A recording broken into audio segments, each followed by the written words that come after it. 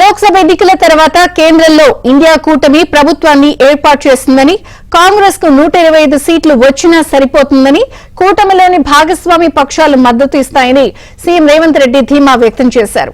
BJP మళ్లీ అధికారంలోకి రావాలంటే మాత్రం ఆ పార్టీకి 250కి పైగా సీట్లు రావాల్సి ఉంటుందన్నారు. బీజేపీ సొంతంగా మ్యాజిక్ దాటలేకపోతే మళ్లీ అధికారాన్ని కైవసం చేసుకునేందుకు ఆ పార్టీకి నమ్మకమైన మిత్రులు ఎవరూ లేరు. కాంగ్రెస్ పరిస్థితి వేరు. మాకు మద్దతు పలికేందుకు అనేక మిత్రపక్షాలు సిద్ధంగా ఉన్నాయని వివరించారు.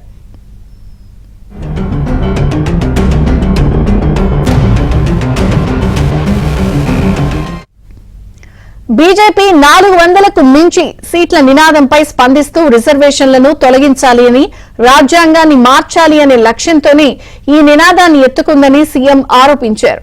బీజేపీకి ఆర్ఎస్ఎస్ తల్లి లాంటిదన్నారు. తల్లి చెప్పిన మాటలు పిల్లలు పాటిస్తారని, ట్రిపుల్ తలాక్ రద్దు, ఆర్టికల్ 370 రద్దు, సీఏఏ, ఎన్ఆర్సీ వంటివన్నీ ఆర్ఎస్ఎస్ లక్ష్యాలన్నారు.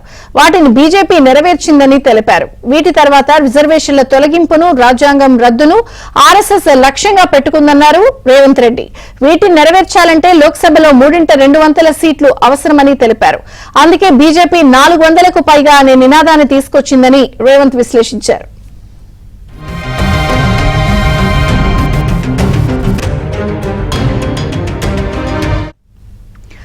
బీజేపీ మళ్లీ అధికారంలోకి రావటం దేశంలో ప్రజాస్వామ్యానికే ప్రమాదమన్నారు సీఎం రేవంత్ రెడ్డి. తన విద్యార్థి జీవితం ఆర్ఎస్ఎస్ అనుబంధ విద్యార్థి సంఘం ఏబీవీపీతోనే ప్రారంభమైందని, వాళ్ల సిలబస్ ఏమిటో తనకు బాగా తెలుసని చెప్పారు. పాక్ భూభాగంలో సర్జికల్ స్ట్రైక్స్ జరగలేదన్న వ్యాఖ్యలకు తాను కట్టుబడి ఉన్నానని, అది జరిగింది అనడానికి ఎలాంటి ఆధారాలు లేవన్నారు. పుల్వామా ఘటన కేంద్ర ప్రభుత్వ వైఫల్యం కాదా అని ముఖ్యమంత్రి రేవంత్ రెడ్డి ప్రశ్నించారు. నిఘా వర్గాల వైఫల్యంతోనే ఈ దారుణ ఘటన జరిగిందని, భారత్ పాకిస్తాన్ సరిహద్దుల్లో ఉండాల్సిన నిఘా వర్గాలు అధికారులను నరేంద్ర మోదీ ప్రభుత్వం ప్రతిపక్షాలను అంతం చేసేందుకు మోహరించడం వల్లనే పుల్వామా ఘటన జరిగిందని విమర్శించారు.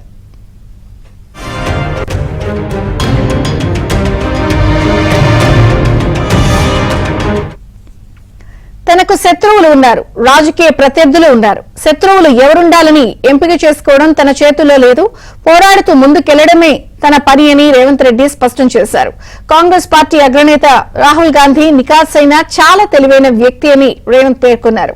రాహుల్ గురించి తెలుసుకోవాలంటే ముందుగా అదానీ, అంబానీల గురించి ఆయన ఆలోచనలేమిటో తెలుసుకోవాలన్నారు.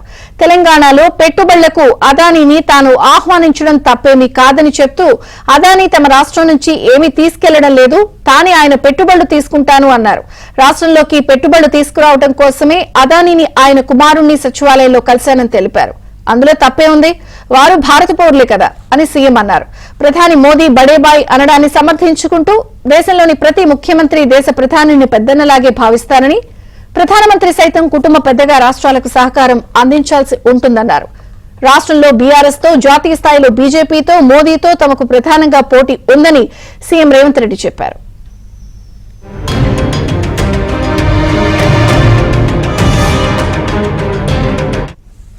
రాష్ట్ర వ్యాప్తంగా 17 పార్లమెంట్ నియోజకవర్గాల్లో జరిగిన ఎన్నికల్లో పార్టీ అభ్యర్థుల విజయావకాశాలపై టీపీసీసీ ఎన్నికల మేనేజ్మెంట్ కమిటీ సమీక్షించింది. నిన్న గాంధీభవన్లో మాజీ ఎమ్మెల్సీ దిలీప్ కుమార్ అధ్యక్షతన జరిగిన ఈ సమావేశంలో ఏఐసీసీ ఇన్ఛార్జ్ దీపాదాస్ మున్షీతో పాటు ఎమ్మెల్సీ బల్మూరి వెంకట్, పీసీసీ ఉపాధ్యక్షుడు వినోద్ రెడ్డి, మాజీ మంత్రి పుష్పలీల, ఇతర సభ్యులతో పాటు ఆయా నియోజకవర్గ ఇన్ఛార్జీలు పాల్గొన్నారు. ఆయా నియోజకవర్గాల్లో పోలింగ్ సరళి, పార్టీ అభ్యర్థుల పనితీరు, విజయావకాశాలపై సమావేశంలో చర్చించారు.